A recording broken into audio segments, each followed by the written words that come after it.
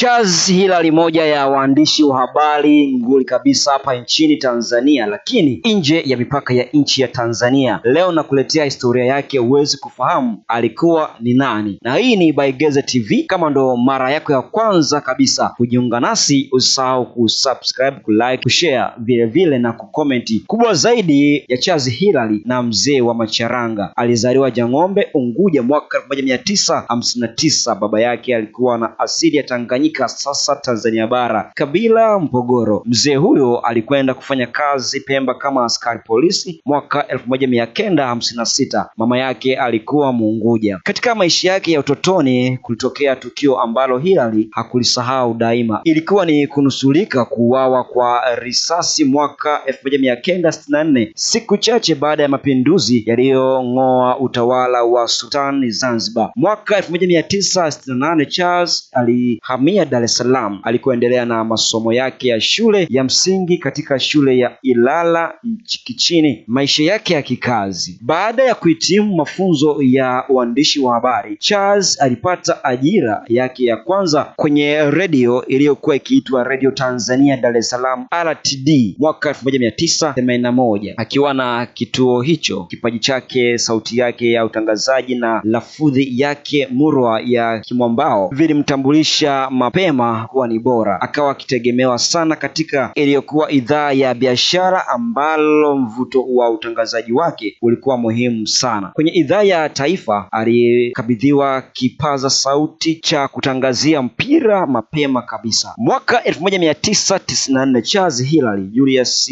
Isanga, Uncle J na Mikidadi Mahamdu Brother Mike, ambaye alikuwa kiongozi wao, walipewa kazi ya kuiasisi na kuendesha iliyokuwa Radio 1 Stereo, sasa Radio 1, na mmiliki wa kituo hicho hayati Reginald Mengi. Charles alikuwa na mchongo usio na kifani akiwa hapo. Ni katika redio hiyo ambako Charles alipewa jina maarufu la mzee wa Macharanga. Mwaka 2003 aliondoka nchini Tanzania na kwenda Ujerumani alikofanya kazi na Radio Deutsche Welle DW Radio. Miaka mitatu baadaye alijiunga na BBC London alikofanya kazi hadi 2015 alipoamua kurejea nchini kwake na kufanya kazi na Azam Media. Disemba 30, 2021, Rais wa Zanzibar na mwenyekiti wa Baraza la Mapinduzi Dr. Hussein Mwinyi alimteua Charles Hilary kwa mkurugenzi wa idara ya mawasiliano Ikulu. Mambo ya kukumbukwa nayo ni yapi sasa? Baadhi ya mambo ambayo kwayo Charles alikumbukwa sana ni pamoja na kuwa mtangazaji Mtanzania wa kwanza kutangaza mechi za kombe la dunia kwa Kiswahili akiwa uwanjani, tofauti na kuwa studio na kuangalia mechi kwenye runinga na kutangaza. Rekodi hiyo iliwekwa wakati bara la Afrika nalo likiandikisha rekodi yake kwa mara ya kwanza ya kuwa mwenyeji wa michuano hiyo iliyofanyika Afrika Kusini mwaka 2010. Charles Hilary ndiye aliyeanzisha kipindi cha Charanga Time akiwa Radio 1 na kufanya muziki huo panda chati na kufahamika sana Tanzania. Kuna aina ya vazi lililopata umaarufu na kuongeza biashara likijulikana kama charanga. Hapo Radio 1 alianzisha kipindi cha Nani Zaidi, hizi nazo na hata habari nyepesi vilivyopendwa na kudumu kwa miongo mitatu. Akiwa RTD, Charles alipendwa sana na wasikilizaji wa matangazo ya moja kwa moja ya mpira wa miguu, kadhalika kuisaidia idhaa ya biashara ya redio hiyo kufanya vizuri. Pia Charles alikuwa msomaji mahiri wa taarifa ya habari redio na pia runinga. Sauti yake ya mamlaka na uwezo wa kutamka kiusahihi maneno ya Kiswahili vilivutia sana wasikilizaji na watazamaji. Charles popote alipokuwa alitumia kipaji na ubunifu wake kuanzisha mambo ya kufurahisha hadhira, mfano habari fupi za ucheshi. Kuanzia 2015 aliporejea Tanzania akitokea London, alifungua milango ya kutoa miito kwa watangazaji vijana ili awape miongozo mbalimbali ya kuwajenga kupitia uzoefu wake wa zaidi ya miaka 40 kwenye tasnia hiyo. Ukweli huu umeakisiwa kwenye salamu za pole zilizotolewa na Rais wa awamu ya 6 Mheshimiwa Dr. Samia Suluhu Hassan. Hali kadhalika Charles